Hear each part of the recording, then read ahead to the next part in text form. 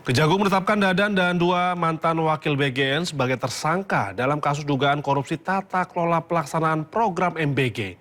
Salah satu kasus yang diusut Kejagung yakni penyalahgunaan anggaran MBG senilai 82 triliun rupiah pada tahun 2025.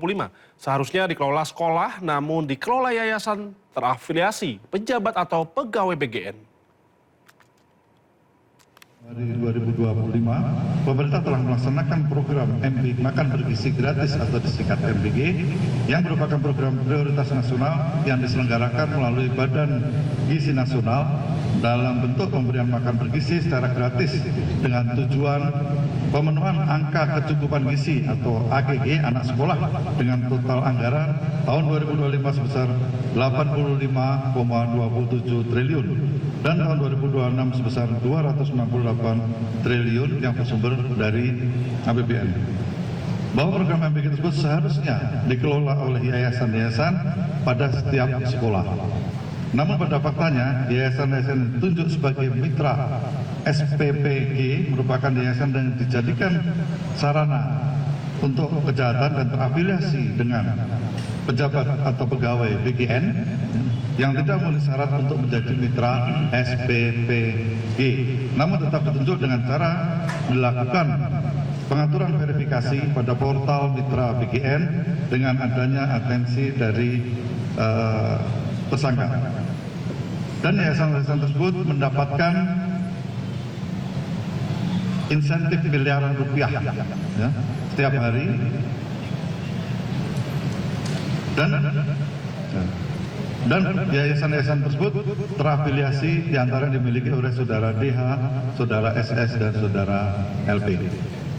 Bahwa selain menggunakan yayasan yang terafiliasi tersebut, saudara DH bersama-sama dengan saudara SS dan saudara LP dalam melakukan proses pengadaan baik barang dan jasa di BGN secara melawan hukum, melakukan intervensi kepada BPK, sehingga dalam penyusunan KAK pengadaan barang dan jasa pada BGN tidak disusun sesuai kebutuhan real di lapangan dan adanya markup harga pengadaan, sehingga terjadi kerugian yang tidak mendukung operasional pelaksanaan MBG.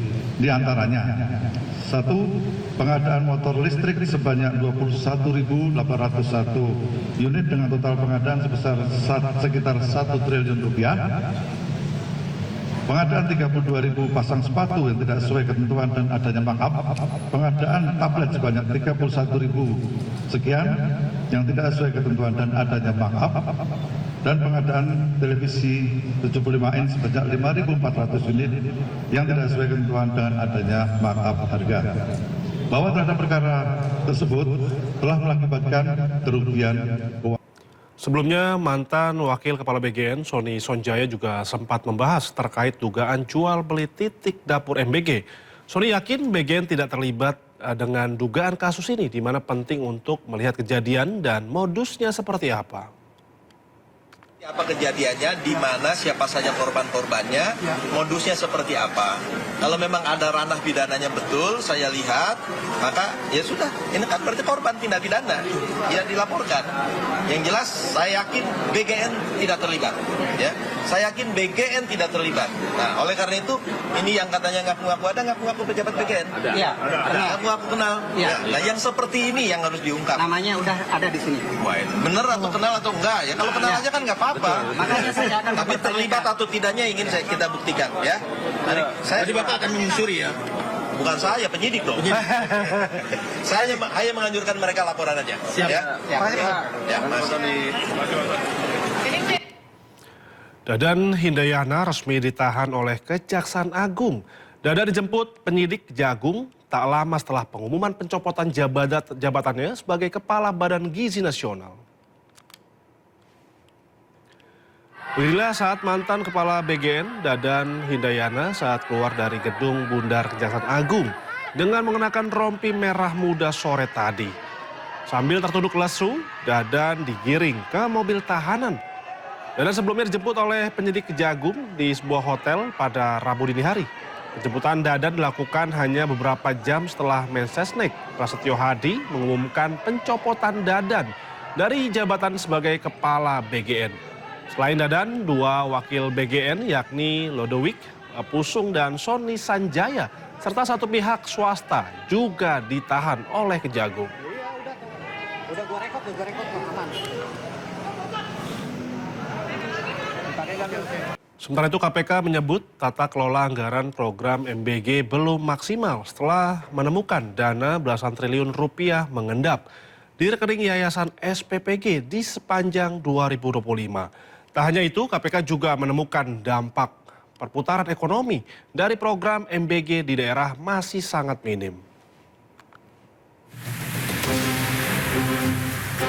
Komisi Pemberantasan Korupsi menyoroti lemahnya tata kelola anggaran dalam program makan bergizi gratis. Lembaga anti rasuah tersebut menemukan adanya dana belasan triliun rupiah yang mengendap di rekening Yayasan Mitra. Hal ini muncul karena mekanisme transfer dana dilakukan secara rutin tanpa memperhitungkan saldo yang masih tersisa di rekening yayasan.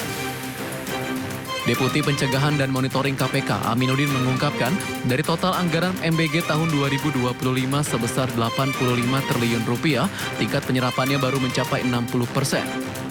Kondisi tersebut menyebabkan hingga akhir 2025 diperkirakan terdapat sekitar 12 triliun dana yang mengendap di rekening Yayasan Pengelola Satuan Pelayanan Pemenuhan Gizi atau SPPG. Ada duit yang mengendap ya di akunnya si yayasan. Karena mekanisme transfernya itu tidak melihat berapa dana yang masih tersisa di yayasan, tapi secara rutin mereka begitu nggak jelaskan transfer. Sehingga sampai akhir tahun 2025 dari 85 triliun yang sudah dianggarkan, yang terserap itu hanya 60% atau sekitar 70 triliun ya, karena mengendap sekitar 12 T kalau nggak salah. Akhirnya apa? 12 triliun itu duit mengendap di rekening yayasan-yayasan seluruh Indonesia yang memiliki SPPG. KPK juga menemukan dampak perputaran ekonomi dari program MBG di daerah masih sangat minim, di bawah 5%. Hal ini dikarenakan sebagian besar dana kembali ke kota karena bahan baku tidak diserap langsung dari masyarakat lokal.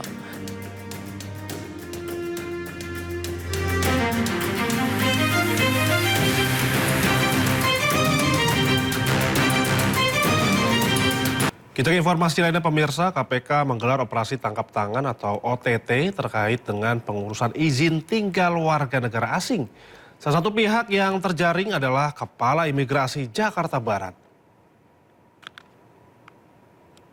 Tadi malam tim melakukan kegiatan di lapangan, yaitu di wilayah Jakarta Barat, dan dalam perkembangannya tim juga saat ini sedang bergerak di lapangan di wilayah Bali dan juga Jawa Barat. Ya, ada belasan orang yang diamankan dalam rangkaian kegiatan peristiwa tertangkap tangan kali ini, dan juga barang bukti yang diamankan ada kendaraan, mobil, motor, dan juga barang bukti dalam bentuk uang tunai, falas, ada USD dan SGD, dan juga ada dalam bentuk logam mulia emas. Peristiwa tertangkap tangan ini berkaitan dengan proses pengurusan warga negara asing untuk bisa tinggal di Indonesia. Ya. Kalau kita ketahui, untuk seorang WNA supaya bisa tinggal di Indonesia ada namanya kitab ya, kartu identitas tetap, ada juga yang sementara atau kitas. Nah, dalam proses pengurusan tersebut. Salah satu pihak yang ditangkap ini apakah benar Kepala Imigrasi Jakarta Barat?